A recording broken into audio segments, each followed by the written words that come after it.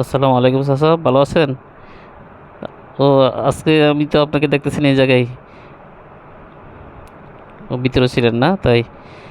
আহ, আজকে আসলাম চা খাওয়ার জন্য। আপনার হাতে চা তো অনেক মজা হয়, গরুর দুধের চা। সেজন্য আসলাম আর কি।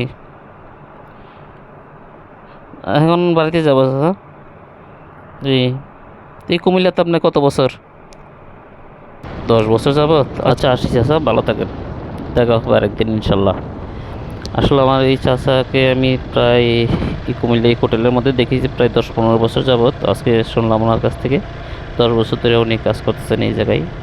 যতবারে আসি ততবারে ওনাকে দেখি যে রান্না বাড়ার কাজে বিজি থাকে সবসময়। তো ওনার হাতে চা আসলে অনেক মজা।